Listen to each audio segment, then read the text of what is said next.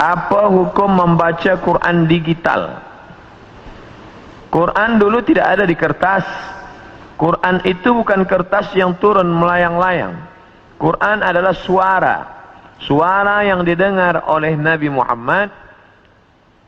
La tuharrik bihi lisanaka lita'jala bih. Jangan engkau gerakkan mulutmu ya Muhammad. Nabi tidak menulis. Nabi buta huruf. Maka Nabi manakala dia mendengar suara Jibril, dia gerakkan mulutnya. Datang Allah berfirman, la tuharrik. Jangan kau gerakkan mulutmu, dengar saja baik-baik. Inna alaina jam'ahu wa Qur'anah. Kami akan mengumpulkannya. Jadi ketika ada orang melihat membaca Quran di kertas, sama dengan membaca Quran digital. Karena dua-dua itu tidak ada zaman Nabi SAW. Baru ada Quran dalam 30 juzuk dari surat Al-Fatihah sampai surat An-Nas, itu pada masa Khalifah Abu Bakr As-Siddiq ketika dia mengutus para tentara untuk membunuh nabi palsu bernama Musailamah Al-Kadzab, nama kampungnya di Yamamah. Lalu meninggallah 70 penghafal Quran. Khawatir Quran ini akan musnah, maka dibukukan menjadi satu. Bagi yang membaca Quran melalui buku tulisan, baik. Bagi yang membaca dari handphone juga tetap baik. Adakah perlu mengambil wudhu untuk memegang Quran digital? Tulisan Al-Quran nampak jelas dia. Jelas, ini tulisannya, dipegang. Sedangkan tulisan yang ada di dalam sama seperti tulisan yang dimasukkan ke dalam kaca. Kita melihatnya dari balik kaca. Apakah orang yang memegang Quran dari balik kaca dia mesti berwudu? Maka memegang Quran dalam bentuk tulisan yang zahir, la yamassuhu illal mutahharun. Tidaklah menyentuhnya kecuali orang yang mutahharun, orang yang bersuci, berwudu, maka afdal berwudu. Adapun orang yang membaca Quran, maka tidak disyariatkan berwudu, karena tidak zahir, tidak nampak, dia bisa hilang. Dia bisa hilang. Oleh karena tetapi membaca Qurannya, bezakan antara memegang mushaf Al-Quran, mushaf namanya, sedangkan ini tidak mushaf. Bezakan antara memegang mushaf dengan membaca Quran. Adapun memegang mushaf maka berwudu. Adapun membaca Quran maka tidak berwudu pun boleh, tapi afdal berwudu supaya turun rahmat Allah Subhanahu wa taala. Adakah berdosa melangkah handphone yang ada Quran digital? Gelap, mati, sedang tidak ada. Lalu dia langkah, maka tidak apa-apa. Atau dia membawa masuk ke dalam toilet, maka tidak apa-apa. Tapi manakala dia sedang ada, nyata, tampak, ada tulisannya, maka dia tak boleh langkah, dia boleh dia letak di lantai, tak boleh dia hinakan, tak boleh dia caci maki, tak boleh dia bawa masuk ke dalam. Maka kalau dia sedang ada tulisan, bisa boleh dibaca. Alif Lam Mim, dzalikal kitabu la raiba fih. Dia bawa masuk ke dalam, haram, karena tampak. Tapi manakala dia sedang off, gelap, tak ada, maka boleh dia bawa masuk ke dalam. Sama seperti kita membawa otak kita ke dalam toilet. Memang di dalam ini tidak ada Quran 30 juzuk, tapi juzuk 30 insyaAllah ada dalam. Tidak mungkin kita masuk ke dalam, kepala kita tinggalkan, otak kita tinggalkan. Yang tidak boleh itu kita keluarkan isinya masa di dalam. Masa kita di dalam kita keluarkan isinya. Bismillahirrahmanirrahim. Itu baru tak boleh. Begitu juga dengan rakaman-rakaman MP3 yang ada di dalam. Dia sedang off, boleh. Tapi manakala dia sedang berbunyi, bersuara, bergambar, maka tidak boleh.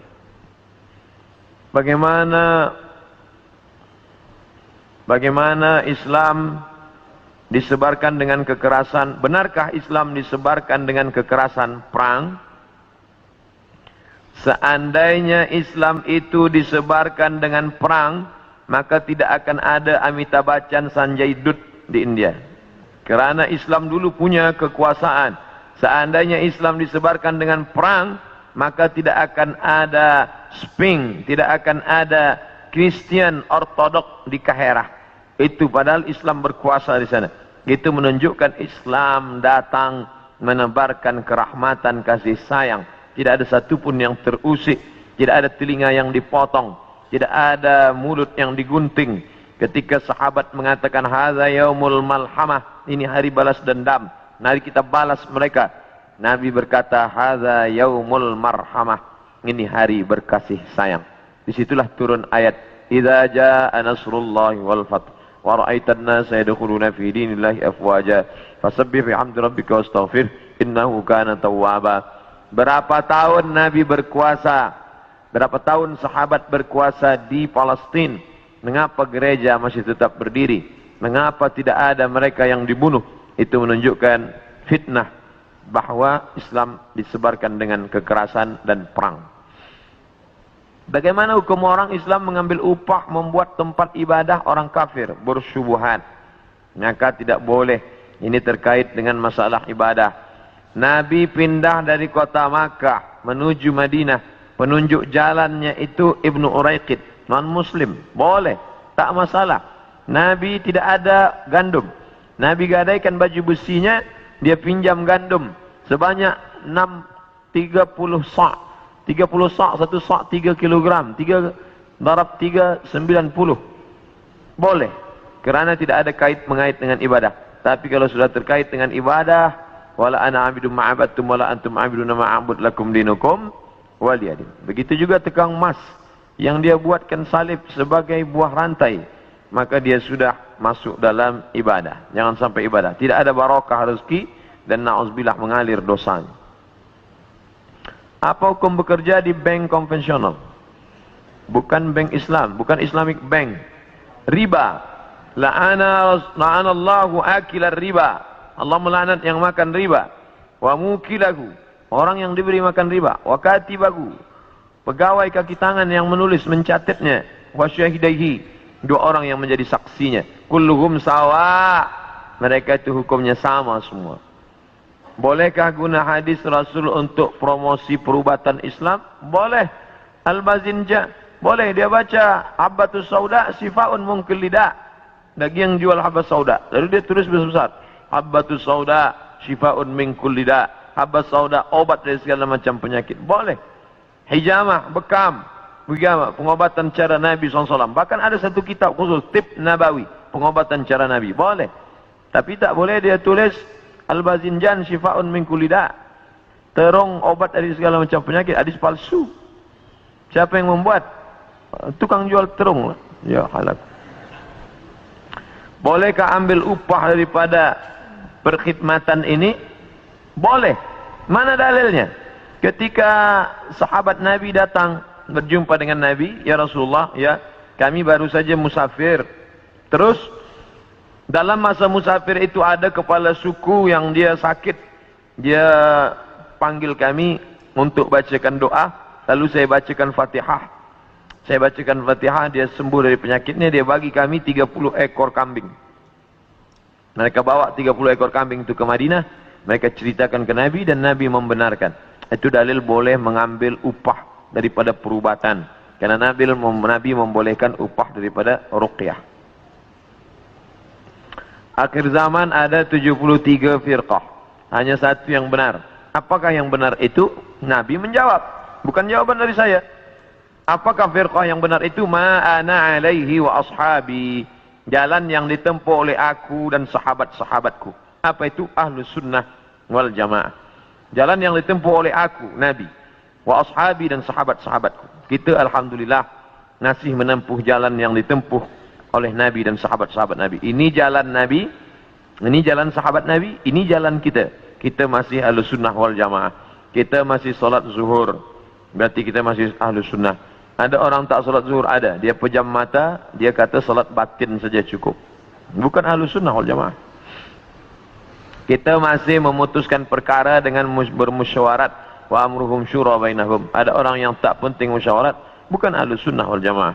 Maka selama kita masih berpegang kepada ahlus sunnah, maka kita selamat. Dan kita insyaAllah termasuk dalam golongan yang selamat itu. Amin. Saya student di UM. Apa hukum membina ma'had tahfiz dari orang Kristen? Semua pembangunan duit gaji guru dari orang tersebut. Padahal orang Islam masih banyak. Tapi dia tidak mau membantu. Boleh menerima hadiah dari orang Kristen bila tidak ada niat lain. Mana dalilnya? Nabi menerima asal banha, hadiah dari Muqawqis Jirjis, raja Mesir, agama dia Kristen Ortodok Koptik. Nabi menerima. Nabi menerima hadiah bighal, kendaraan dari Jirjis. Nabi menerima kain putih dari Jirjis. Itu dalil boleh menerima. Tapi hari ini orang memberi tentu ada niat di balik itu. Tidak ada ketulusan. Tidak ada. Pasti ada urusan lain. Pasti ada. Satu masa dia akan bangkit balik. Oleh sebab itu berhati-hati menerima hadiah. Bagaimana tafsiran dari ayat Al-fitnatu asyaddu minal qatl. Siksa lebih keras daripada pembunuhan. Itu maknanya. Al-fitnah di sini bukan tohmah, bukan tuduhan tanpa bukti, tapi makna fitnah di sini adalah siksa. Siksaan, tuduhan, caci maki, hamun, sumpah serapah lebih menyakitkan daripada pembunuhan. Sebab kalau orang dibunuh sekali mati, tapi manakala dia dibakar, disiksa, dirajam, dicambuk, maka lebih menyakitkan daripada pembunuhan. Tidak benar orang berdalil mengatakan al-fitnatu asyaddu minal qatl. Tuduhan engkau kepada aku lebih menyakitkan daripada kematian. Apakah ada wali kutub itu? Konsep tentang wali kutub ini dari Ibnu Arabi. Kata dia ada imaman, ada satu wali induk, wali kutub. Lalu di bawah itu ada imaman, 2 imam. Lalu di bawah itu ada lagi 4 wali. Lalu selepas itu ada najabah, ada nuqaba. Ada 40, ada 300. 1 wali, 2 imaman, ada wali 4, ada wali 40, ada wali 300. Wallahu a'lam bishawab. Jika semasa haid, bolehkah belajar mengaji Iqra? Boleh. Kerana Iqra bukan Al-Quran. 4 mazhab sepakat. Mazhab Hanafi, mazhab Maliki, mazhab Syafi'i, mazhab Hambali, bahawa perempuan haid tidak boleh membaca Al-Quran. Tapi ada pengecualian. Mazhab Maliki boleh membaca Quran bila perempuan itu mengulangi hafazan. Dia hafaz Quran, satu hari dia ulang 2 juzuk, tapi dia baca dalam hati. Dia diam saja, dia baca dalam hati. Boleh. Yang kedua, menurut mazhab Hambali, bila dia guru agama, tapi dia baca putus-putus. Innallaha la yastahi ayyadriba mathalamma da'udatan fama fawqaha, maka boleh. Suami rajin dengan ceramah tapi tidak salat. Mungkin dia baru nak belajar sembahyang. Man taraka salata muta'ammidan, sesiapa sahaja yang meninggalkan salat secara sengaja, faqad kafara jihara, maka kafirlah dia secara nyata. Inna awwala ma yuhasabu bihi al-'abdu yaumil qiyamah, yang pertama kali yang akan dihisab nanti pada hari kiamat salatuhu, sembahyang. Oleh sebab itu maka carilah suami-suami, calon-calon suami, bakal suami yang sembahyang. Karena bila sudah menikah, susah nak ajak dia sembahyang. Cara atau doa melembutkan hati anak-anak yang mendengar kata. Salat hajat 2 rakaat, lepas itu minta kepada Allah. Kerana doa seorang ibu tidak tertolak, mintakan khas pada sujud. Tapi jangan diucapkan di mulut, kerana tidak boleh melafalkan bahasa selain Arab manakala dalam sembahyang. Aqrabu ma yakunul 'abdu min rabbih wa huwa sajid. Seorang dekat dengan Allah manakala dia sujud. Aktsiru fihi doa, perbanyaklah doa manakala kita sujud. Mintalah kepada Allah Subhanahu wa taala apa-apa yang dimintakan. Salah satunya adalah supaya anak ini lembut hatinya dan mau dia mendengar cakap kita, supaya anak ini menjadi para penghafal Al-Quran, selamat dia daripada riba, selamat dia daripada zina, selamat dia daripada segala perbuatan yang keji dan mungkar.